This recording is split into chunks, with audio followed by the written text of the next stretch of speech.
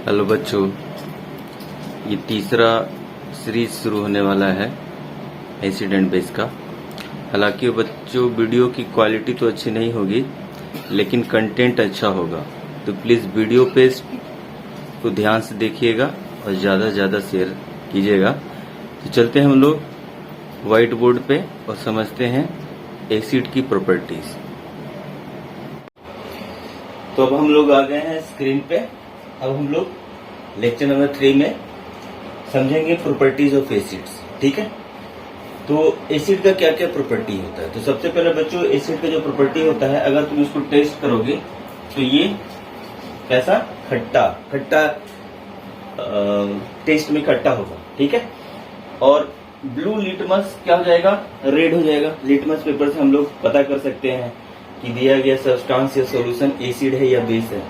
तीसरा प्रॉपर्टी क्या है बच्चों, कि अगर इसको सॉल्यूशन में कंसंट्रेटेड नहीं वाटर में मिक्स कर दे तो ये इलेक्ट्रिसिटी को कंडक्ट करता है। ठीक है, नेक्स्ट प्रॉपर्टी है एसिड। अब ये देखो केमिकल प्रॉपर्टी शुरू हो गया। तो एसिड जब भी रिएक्ट करेगा मेटल के साथ तो ये क्या बनाएगा, तो ये हाइड्रोजन गैस देगा। ठीक है, कौन सा गैस देगा, हाइड्रोजन गैस। तो जैसे एग्जांपल ले रखे हैं zinc solid dilute sulphuric acid, यानी एक्वस मतलब क्या है, इसमें वाटर मिक्स किए हैं कंसंट्रेटेड में, तो ये डाइल्यूट हो गया है। तो डाइल्यूट सल्फ्यूरिक एसिड के साथ जब ये रिएक्ट करेगा तो क्या बनाएगा, जिंक सल्फेट ZnSO4 और साथ में हाइड्रोजन गैस प्रोड्यूस करेगा। ठीक है, तो सिर्फ क्या सल्फ्यूरिक एसिड के साथ ही ये रिएक्शन होगा, नहीं, ये और भी दूसरे सब्सटेंस के साथ रिएक्ट कर सकता है। जैसे एसिड के साथ अगर हम यहाँ पे HCl ले लें तो क्या होगा, HCl ले लेते हैं, डाइल्यूट HCl एक्वस डाइल्यूटेड, तो क्या होगा, ये रिएक्शन क्या होगा, तो अब जिंक क्लोराइड बनाएगा ZnCl2, यहाँ क्या बनाएगा ZnCl2 और प्लस H2 गैस। तो चूंकि ये रिएक्शन या बैलेंस नहीं है तो यहाँ पर 2 से गुना अगर हम कर दें तो हाइड्रोजन भी 2 हो जाएगा इधर और क्लोरीन भी हो जाएगा 2। ठीक है, तो एक खास बात समझो कि ज्यादातर एसिड में मेटल जब रिएक्ट कर रहा है तो हमको क्या मिल रहा है, हाइड्रोजन गैस मिल रहा है। इसका मतलब क्या हुआ कि ज्यादातर एसिड में हाइड्रोजन गैस मतलब हाइड्रोजन होता है। ठीक है, तो ये प्रॉपर्टी हो गया क्या कि जितना भी ज्यादातर एसिड में हाइड्रोजन गैस हाइड्रोजन होगा ही होगा। ठीक है, लेकिन ये जरूरी नहीं कि सभी एसिड में हाइड्रोजन हो। ठीक है, लेकिन अब यहाँ पे देखो, यहाँ पे क्या है, यहाँ पे लिख रखे कि कॉमन है कि एसिड में क्या होगा, हाइड्रोजन होगा। अच्छा, हाइड्रोजन गैस को कैसे पहचानेंगे कि हाइड्रोजन गैस ही है वो, है ना। तो ध्यान से देखो, हाइड्रोजन गैस को जब तुम जलाओगे तो किस तरह का साउंड आएगा, पॉप साउंड आएगा। इसका मतलब क्या है कि हाइड्रोजन गैस है। ठीक है, अब नेक्स्ट आ जाओ। एक सवाल पूछता है बोर्ड में हमेशा कि जितना भी एसिड है उसको मेटल के बर्तन में नहीं रखते हैं, क्यों। तो रीजन क्या है कि जब भी जैसे कर्ड ले लो या दूसरे खट्टे सब्सटेंस या विनेगर वगैरह, ये क्या एसिड है, लेमन जूस ले लो, है ना, ऑरेंज हो गया, इन सबको क्या करते हैं हम लोग, मेटल वेसल में नहीं रखते हैं। क्यों नहीं रखते हैं, क्योंकि ये रिएक्ट करके जो सब्सटेंस बन रहा है, जो कंपाउंड बन रहा है, ये एक पॉइजनस कंपाउंड बनाता है ना। इसलिए हम इसको क्या करते हैं, जितने भी खट्टे सब्सटेंस है या एसिड है उसको मेटल के साथ मेटल वाले बर्तन में नहीं रखते हैं, क्योंकि रिएक्ट करके क्या बना रहा है, एक तरह का सॉल्ट बना रहा है। और ये सॉल्ट कैसा है, तो ये सॉल्ट पॉइजनस है ना, because it forms poisonous metal compound. ठीक है, अब जो एसिड को अगर हम रिएक्ट कराएं मेटल कार्बोनेट के साथ या मेटल हाइड्रोजन कार्बोनेट के साथ तो क्या मिलेगा, तो हमको कॉमन मिलेगा कार्बन डाइऑक्साइड। तुम चाहे कार्बोनेट के साथ रिएक्ट करवाओ, चाहे बाई कार्बोनेट के साथ रिएक्ट करवाओ, क्या मिलेगा, हमेशा तुमको एक कॉमन सब्सटेंस मिलेगा, एक कॉमन कंपाउंड मिलेगा, कार्बन डाइऑक्साइड। ठीक है, तो अब देखो सोडियम कार्बोनेट को एसिड से के साथ मतलब एसिड के साथ रिएक्ट कराए तो क्या बना, एक सॉल्ट बना NaCl, साथ में क्या बना, कार्बन डाइऑक्साइड, और साथ में क्या बना, वाटर।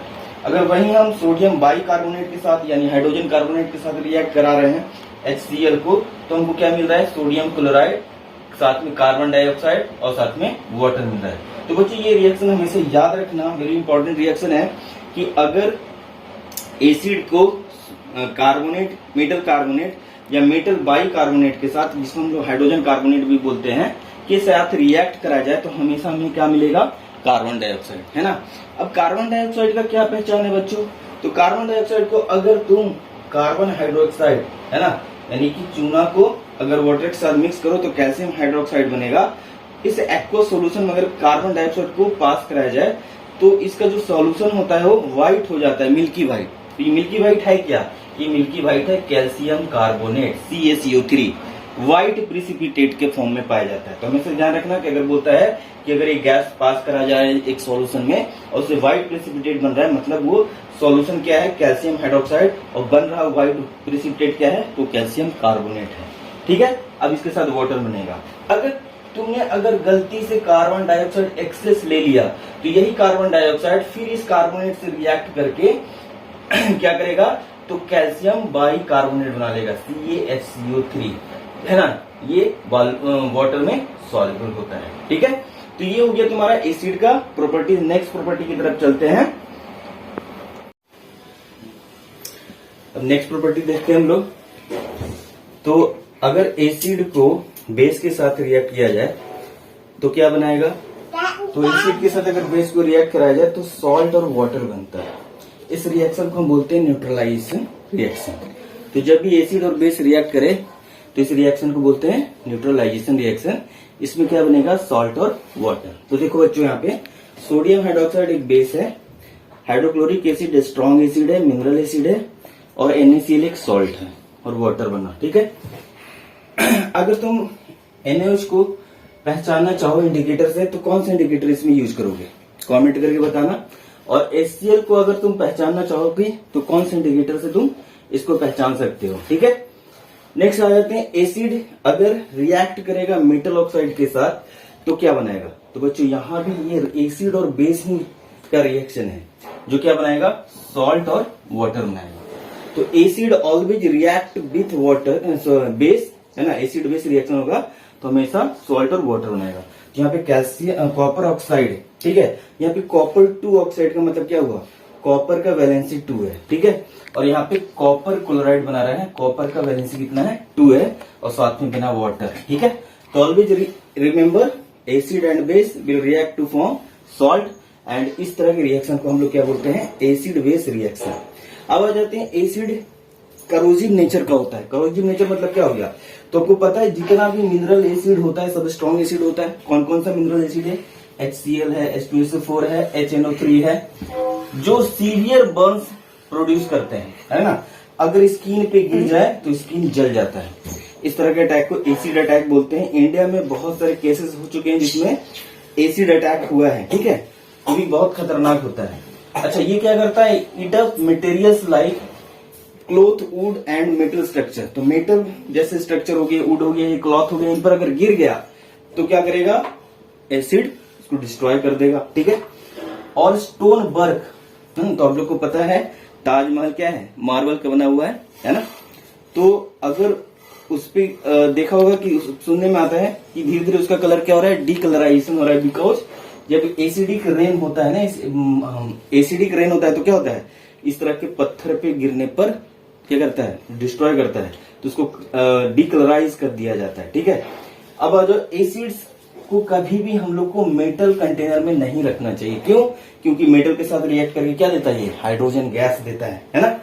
तो कभी भी इसको मेटल में कंटेनर में स्टोर नहीं करना चाहिए, नहीं तो धीरे धीरे मेटल कंटेनर को क्या करेगा, खा जाएगा, ठीक है। अब स्ट्रॉन्ग बेस भी बहुत खतरनाक होता है, ये भी करोजिव होता है। जैसे कि सोडियम हाइड्रोक्साइड एक स्ट्रॉन्ग बेस है, अगर ये गिरा स्किन पे तो स्किन को खराब कर देगा, डिस्ट्रॉय कर देगा, ठीक है। तो इस तरह से बच्चों ये एसिड का प्रॉपर्टीज हम लोगों ने डिस्कस किया। मिलते हैं हम लोग नेक्स्ट वीडियो में। और जिन बच्चों ने अभी तक चैनल को सब्सक्राइब नहीं किया है तो प्लीज चैनल को सब्सक्राइब करें, लाइक करें, अपने दोस्तों के साथ शेयर करें। मिलते हैं हम लोग नेक्स्ट वीडियो में। थैंक